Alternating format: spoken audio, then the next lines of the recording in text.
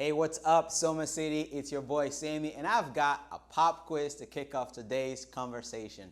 Thumbs up in the comments if you would buy and or wear a used pair of pants. Thumbs up if you'd buy or wear a used pair of pants, and thumbs down if you would never, ever, ever buy or wear a used pair of pants. Okay, go ahead, thumbs up or thumbs down in the Facebook chat and on the YouTube chat. Speaking of YouTube, I don't know if you guys noticed or not, but we stream this live on YouTube every Sunday too. So if for some reason Facebook crashes or whatever, you can't get on Facebook, make sure you go on YouTube. And for those of you who watch on YouTube, we see you, we love you, and we're glad that you are part of this experience. Okay, time's up, pop quiz, thumbs up if you would buy and or wear a used pair of pants, and thumbs down if you are like me and you would never, ever in a million years buy or wear a used pair of pants, because that is just nasty and gross.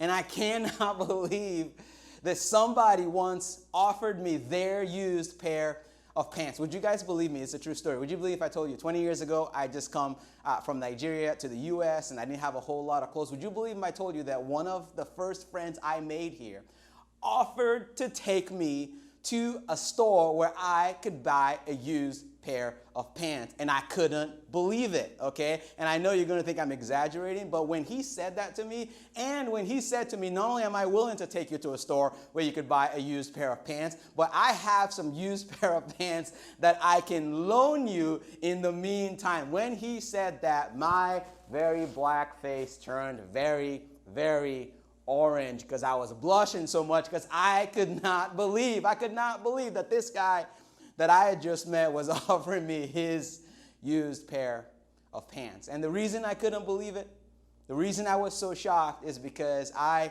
grew up in a country and in a culture that spoke Queen's English. Okay, so just a little bit of, I don't know, most of you may not know this or not, but a lot of African countries were colonized by the British, and because, like Nigeria, and because we were colonized by the British, we spoke Queen's English. Now, Queen's English is a whole lot like the English we speak here, except certain words don't mean what they mean in America. So I'll give you some examples. Like, we don't say elevator. Like, growing up 20 years now, we never say elevator. We say lift, okay? So when I came to America, people were like, you want to take the elevator? I'm like, what is an elevator? What are you guys talking about? No, we take the lift, right?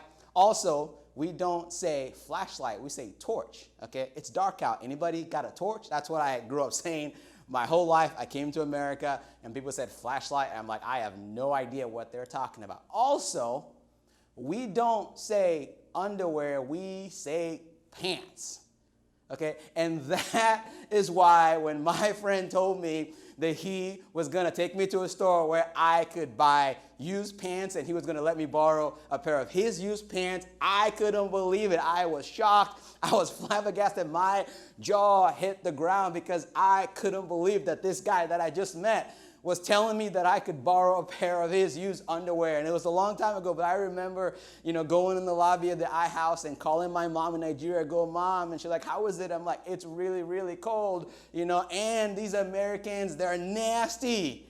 I'm like, they're gross. I'm like, did you know that you can go to a store and buy a used pair of pants? And did you know that sometimes they loan their pants, i.e. underwear, to each other? It blew my mind. It's amazing, isn't it, how something can mean one thing in one context and in one culture, but all of a sudden you put that same thing in a different context, in a different culture, and it means something completely different. Not sure what you were thinking when Nora was reading our passage of the day, Psalm 121, a few minutes ago. But what if I told you that what that psalm means to most of us today, when we read it and when we hear it, is not at all what it meant to the ancients and the nation of Israel when they sang that song 2,500 years ago. Psalm 121 is where we're going to set up camp today. It's the second track on the mixtape of the Song of the Ascent. If you missed our conversation last week, I gave you a little bit of context for this series. It's pretty much, hundreds of years ago, thousands of years ago, really, the nation of Israel would travel 3 times up to Jerusalem to worship God. They would come from villages and cities and all over the place. And on their way, they would sing a collection of songs called the Songs of the Ascent. And it's Psalm 120 to Psalm 134. We looked at Psalm 120 last week, and today we are going to look at Psalm 121. Check it out. Psalm 121, I'm going to start in verse 1. It says this. The songwriter says, I lift my eyes to the mountains. Where does my help come from? Another translation says, I look up to the mountains. That was the beginning of this song, was them singing about looking to the mountains. Now, my guess is, and I know it's only a guess, but my guess is that when most of us in the Western world, most of us in America in 2020 hear the nation of Israel, all the songwriters talking about looking up to the mountains, we assume that when they looked up to the mountains, they saw what we saw the last time we looked up to the mountains. I don't know if you've been out west anytime, recently, or you've been to Colorado, Rocky Mountains, when you go there and you look at the mountains, what do you see? You see the mountains. And so when these guys say, hey, I looked up to the mountains, we assume that that's what they saw. We assume that they saw, just this huge, majestic mountains that just stretch beyond their eyes could see. And while that is certainly a part of what they saw, what we don't realize in today's context is that for the Hebrew in ancient days, when they looked at the mountains, they saw something that most of us, all of us, do not see when we look at mountains today. Listen to how my boy Eugene Peterson describes the cultural context in which this song was written. This is amazing. This changes this entire song. Listen to what he says. He says this. He says, during this time, this song that we're singing right here was written, during the time this psalm was written in song, Palestine was overrun with popular pagan worship. Much of the religion, he says, was practiced on hilltops, okay? Shrines were set up, groves of trees were planted, right? Sacred prostitutes, both male and female, were provided. Persons were lured to the shrines to engage in acts of worship that would enhance the fertility of the land, would make you feel good, and would protect you from evil. There were nostrums, protections, spells, and enchantments against all the perils of the road. I want to read that kind of sentence, that second sentence in that paragraph again. It says, much of the religion of the pagan worship was practiced on the hilltops. Okay, what my boy Eugene is saying here, if you're not catching it, is that Psalm 121 verse 1 is not just a commentary on the elements that surrounded them as they traveled to Jerusalem. Okay, what he's saying here is that Psalm 121 verse 1 is also a commentary on the pagan worship that surrounded them as they traveled to Jerusalem.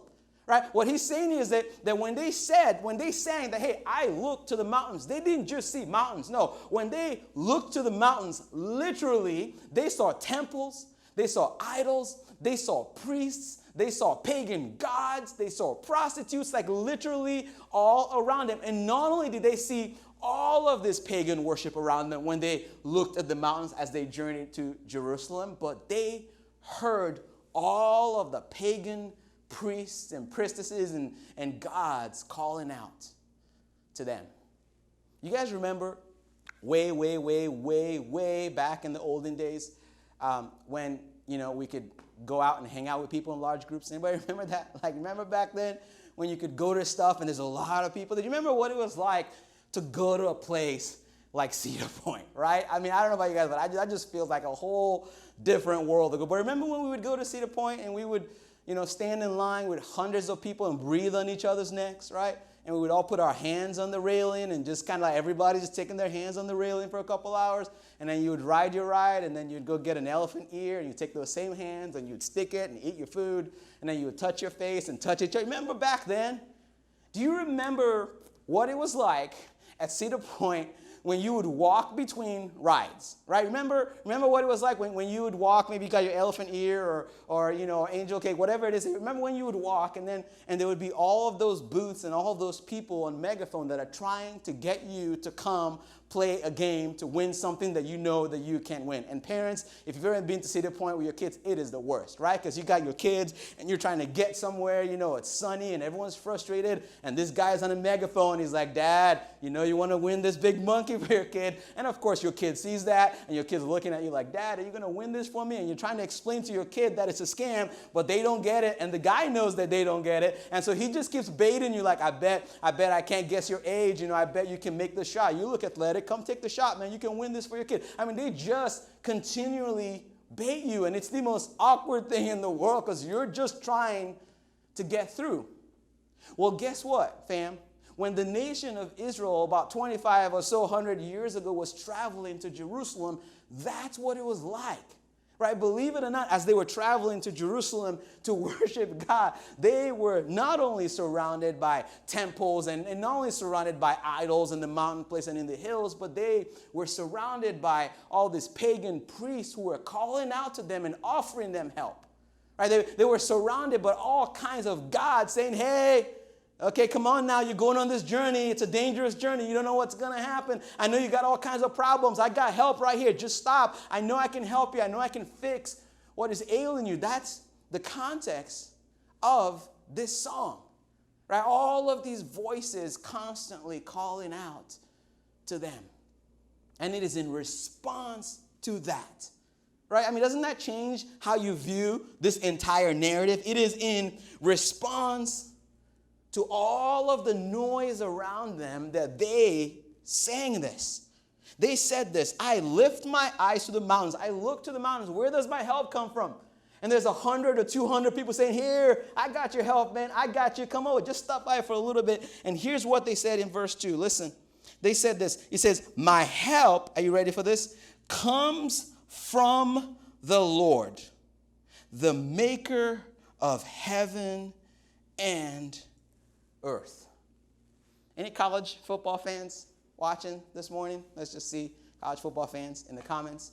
And no Ohio State fans, nobody asked you to do the OH thing. I don't even know. I can't see the comments obviously right now, but I just know there's somebody just typed that in the comments because that's what you guys do. And this is not really the sermon today, but just so you know, that's the definition of annoying, okay? When you and your friends like to do something over and over again and nobody but you guys think it's interesting or funny or exciting, that's annoying, but that's a different sermon. But college football fans, specifically Ohio State fans, do you remember what it was like when Baker Mayfield planted that flag in the middle of the field? I know that's a bad memory and you don't want to think about it, but hey, I'm a Michigan fan. All I have is bad memories, okay? So you can accommodate that one bad memory. But you guys remember that?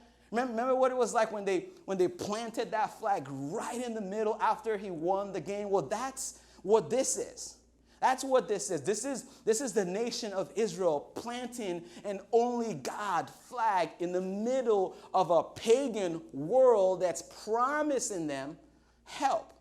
Right? This is the nation of Israel reminding themselves that only God can cash that check. A whole lot of people can write the check. Any fool with a checkbook can write a check. All of these gods around us are all trying to write the check, but only God can cash it. And so they said, hey, where's my help come from? I'm looking at the mountains. There's all these people offering to help me. Where's my help comes from? And then they declared this in the midst of all of that noise. They said, no, my help comes from the Lord, the maker of heaven and earth. I love the way it's paraphrased in the Message. It says, I look to the mountains. Does my strength come from the mountains? Right? Again, they're not just talking about the physical mountains. They're talking about everything that's going around them. And they're saying, does our strength come from the mountains? They said, no. Our strength and our help doesn't come from the mountains. No, my strength, he says, comes from God who made the heaven and the earth and the mountains. I look to the mountain. Does my strength come from that? Can I dress this up in 2020 clothes in case maybe you're still not connecting the dots? Right? The nation of Israel saying, man, where does my help come from? I look up to the mountains. Where's my help coming from? Right? Maybe we're not looking at mountains today. Maybe we're looking at something else. Right? Maybe we can take the word mountain and we can sub it for different words that make sense to us in today's culture. I look to the Republican Party. Where does my help and strength come from? Right? I look to the Democratic Party. Where does my help and strength come from? I look on Fox News. I look on CNN. Where does my help and strength come from? I'm looking and scrolling on Twitter, and I'm looking on Facebook. I'm looking on Instagram, and I'm looking on TikTok. Where does my help come from? Right? I'm looking at the next career. I'm looking at the next job. I'm looking at the next relationship. I just keep looking. Where does my help come from?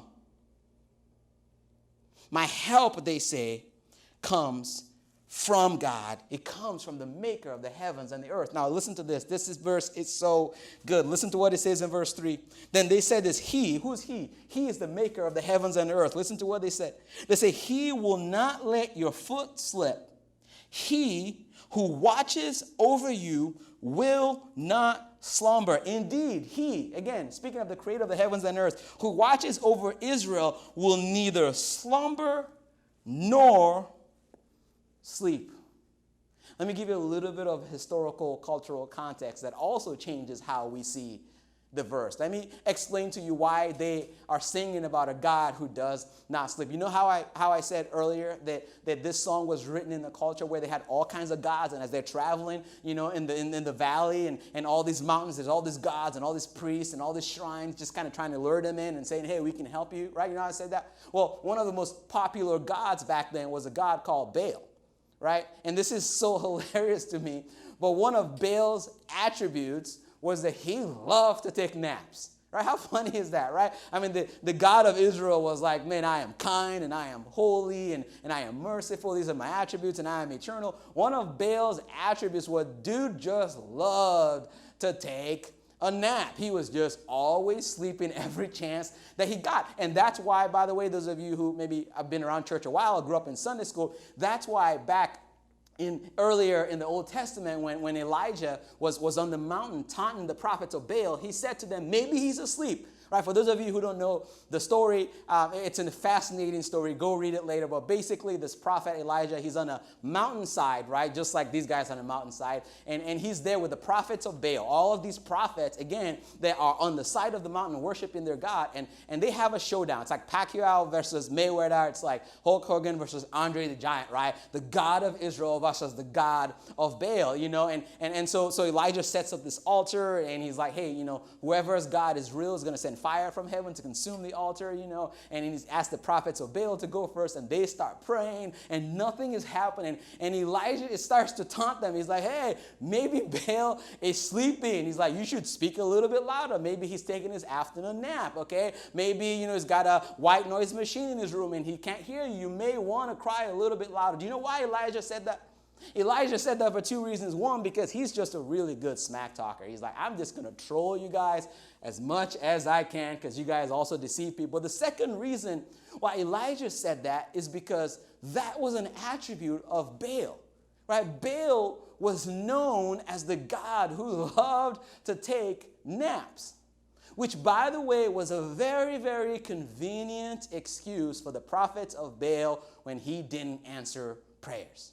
Right? Can you imagine what it's like when people came to the prophet of Baal like, hey, we need help, right? And they pay all this money and give all this stuff, and then nothing happens, and the prophet's like, you know what? Baal, he just loves to take a nap. I mean, it's a good day right now. Baal is just asleep. Come, check back next time. And then they would come back again, and it wouldn't happen. I say, hey, maybe you should come back next time. Maybe you should. And over again, they kept showing up to Baal, and Baal was always asleep. And I know that sounds so stupid to us in 2020. We're like, who in the world would believe in a God that always napped? And why would you keep going back? It sounds silly, but come on now, church, let's be honest. How often do we do that? Or how often do I do that? Okay, how many times do we keep going back to the same things over and over again that we know did not work the last time? Right? How often are we like, maybe this time it's gonna work, right? Maybe this time. Maybe when my guy gets in office, then I'll have peace, right? Maybe the next relationship, maybe the next swipe, maybe the next promotion, maybe the next paycheck, maybe the next job, maybe the next relationship, maybe the next place I move to, maybe.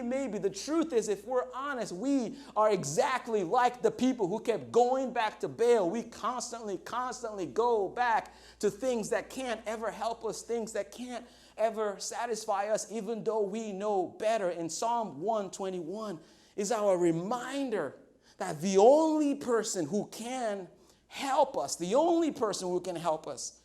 is the maker of heaven and earth. And I wasn't going to go there, but I feel like I just need to stop and just ask a direct question. If you're watching today, where have you been going? And to who or to what have you been going for help, for strength, for hope, for peace, even though you know it has never delivered? What is your Baal that you keep going to? Pro tip, if you don't know what it is that your go-to is, if you don't know what your Baal is, right, just fill in the blank. All right, you ready for this? Just fill in the blank. If only peace or joy, right, or hope, or in this context, help, strength, right, life. Just fill in the blanks, right? Every single one of us watching this morning have an if only, right? Every single one of us have something in our heads that we are convinced that, man, if only blank would happen, then I would have peace. Right? If only blank would happen, then I would finally have the joy I've been looking for. If only blank would happen, then I would finally have the hope I've been looking for. If only blank would happen, I would have help and strength, and my life would not be the same. If only. What is your if only? What's that thing that you've been chasing for so long, and you're just thinking, man, if I can just get that job and get that number in my bank account, if I could just get to that relationship status, if I could just get my spouse or my wife too, or if the government could just, and if the church could just, and if that person, if only whatever it is you have in there will happen, then all of this will be mine.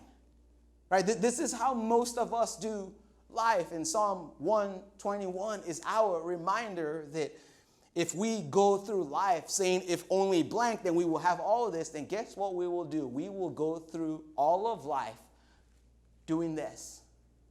Psalm 121 is the nation of Israel declaring that, hey, we don't got to live a life of if only. We know it's not a matter of if only. It's a matter of only God. Right? I mean, that's it. This is it, right? This is it. That's Psalm 121. Psalm 121 says, hey, I don't got to walk around and say if only, because I know only God can help me. Only God is my strength. Only God is my hope. Only God is my life. None of these voices that are constantly calling out to me are really going to help me. Only God can do that. Only God, listen to what he says, can keep my foot from slipping. Verse 4 says, indeed, he who watches over Israel will neither slumber nor sleep. Verse 5, it says, the Lord watches over you. The Lord is your shade at your right hand. The sun, ready, will not harm you by day, nor the moon by night. Again, you and I read this in 2020 and we're like, wow, I guess they didn't have to use any sunscreen when they were going to Jerusalem because God just said the sun's not going to harm you. That's pretty cool that God's going to give them supernatural sunscreen. You don't need that SPF 50 or whatever it is that you're putting on. But to the Hebrew in this passage, this wasn't about just the sun and the moon. This wasn't about sunscreen. No, this was their reminder that they didn't have to listen and go to the sun priest and the moon priest who was promising to protect them from the curses of the sun god, small g, and the moon god, small g. Right? Are you guys with me? Like, that's what's happening in this passage, is that you had this priest and all these voices saying, hey, man, the sun god's angry today, okay? So you better come to me and I can help you. I can protect you from the sun god. I can protect you from the moon god. But the God who created the heavens and earth is saying, you don't need to go to those guys because I'm going to protect you. I promise you the sun will not harm you and the moon's not going to harm you because I created both of them. I created the heavens and the earth. Verse 7, it says, the Lord will keep you from all harm. And no, this is not God saying that you're never going to have pain in life. That's not what it meant to the Hebrews in this passage. They didn't sing that song thinking, oh man, wow, this is great, man. I have a relationship with God and no bad thing's ever going to happen to me. That's not what it meant to them. When they said the Lord will keep you from all harm, they understood it to mean that as they were on this treacherous journey, as they're going in this valley and there's these mountains and all this, pagan worship is and all these gods and all these shrines and all the curses and all this evil, that their God, the God of Israel, had promised that he would protect them from all of the evil that was around him. That's what they were singing. And he says in verse 8, the Lord, not Baal, not any of these priests, not any of these gods, not any of these other things that people are worshiping. No, but the Lord, the Creator, will watch over your coming and your going. And he will do it both now and forever. The Lord will watch over your coming and your going. And he will do it now and he will do it for the rest of your life. About a year or so ago, my 8-year-old Eden had a really bad dream, and she woke up in the middle of the night, and she just, I don't know what she dreamt about, but she was really scared. And so my wife went in and comforted her for a little while, and after that night, something interesting would happen. Every night we'd put her to bed, and we sing, cha-cha-cha like last week, and we pray, we read books, and leave her. And every time I would hug her, and before I leave, she would say, Dad, can you check on me? Right? And the first night she did, I was like, yeah, what do you mean? Like, she's like, just check on me. I'm like, what do you mean? She's like, just come back, in 5 minutes or in 10 minutes, just check on me. And so 10 minutes later, I just speak in the room, hey, just checking on you. And she's like, well, can you check on me again? I was like, okay. And every night she just kept saying that. She's like, will you check on me? She's like, will you check on me? She's like, even if I'm asleep, just check on me. I just need to know that you're checking on me. And so finally I told her, I say, hey, I'll not only check on you, I'll do you one better. I just want you to know, I know you know this already. But that little thing that Mommy and I have, that little monitor, right? That's so we can constantly watch over you. And so, yes, I will come in your room and check on you. But just so you know, even when I don't come in your room, I am watching. I'm in the living room, and I got the little monitor, and I am watching. Right? And as much as I hope that would bring her comfort, I realized in that moment that even that is limited. Right? Like even I'm limited in how much I can watch over my daughter. Like I can check in her room and I can look in the monitor. But guess what? I eventually will fall asleep. Eventually I fall asleep and I am no longer watching. And what I hope that someday my daughter grows to understand, and what I hope everybody that's watching this morning understands, is that we have a God in heaven who is constantly watching over us. Right, that the creator of the heavens and the earth is saying to you, it does not matter what season you're in. It does not matter what valley you're walking through. It does not matter how much distress is around you. It doesn't matter how many noises are around you, how much evil is around you. I just want you to know that I am always, always watching. I don't know if you noticed this or not, but 5 times. Just think about that. 5 times in 8 verses, the word watch shows up. Right? Verse 3, he who watches over you will not slumber. Verse 4, indeed, he who watches over Israel will neither sleep nor slumber. Verse 5, the Lord watches over you. Verse 7, he will watch over your life. Verse 8, the Lord will watch over your coming and your going. He is watching. Right? If you'd have told me that when I was a kid growing up in church, that would have freaked me out, because I'm like, oh, man. Right? Because I just imagine this God in heaven that's just watching to see if I mess up. That's not the picture here. He's not watching to shame you. He's not watching to tear you down. He's not watching to condemn you. He's not watching because he wants to catch you doing something. No, he knows you. He knows your life. He knows who you are. He knows your past, your present, and your future. He's watching you because he's your protector. He is watching you because he is your God. He is watching you because he wants you to know that no matter what's happening around you, you are in his hands. 5 times in 8 verses. Can you just picture it? I mean, come on now, Essie. Can you just picture how I'm getting goosebumps just thinking about it. Can you picture how majestic that was? Imagine, can you picture the nation of Israel, the ancients singing the song?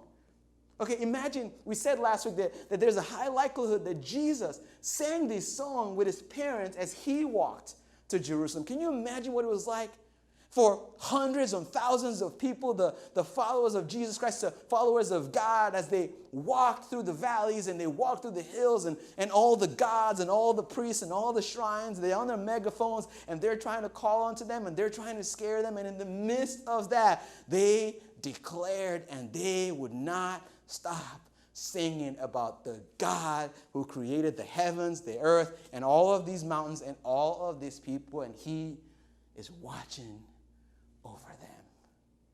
Over and over again, and day and at night, they declared and they sang about a God who never stopped keeping watch over his children.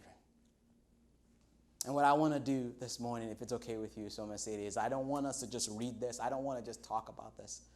I would love for us to just declare. We can't sing it because I can't lead you in song, and that would just be a disaster. But can we declare that together this morning? I know that's a little bit weird, and it's a lot better if we were in person, but this is what we've got right now. I'm behind a camera. You're in your living room, your kitchen, in your car, wherever you are. But can we just declare it over ourselves? Can we say these words and remind ourselves today of what is true? Okay, if you don't have a Bible with you, don't worry. The words are going to magically appear to my right on the screen, and we are going to read it together, and we're going to read it out loud. Okay, wherever you are, in your car, in your living room, right, in your kitchen, in your backyard, wherever you are in this moment, I want you to pause, and I want you to read these words. I want you to declare these words with me over your life, over your family, over our church, and over our community. Psalm 121. You ready? Let's do it. I lift my eyes to the mountains. Where does my help come from? My help comes from the Lord, the maker of heaven and earth. He will not let my foot slip.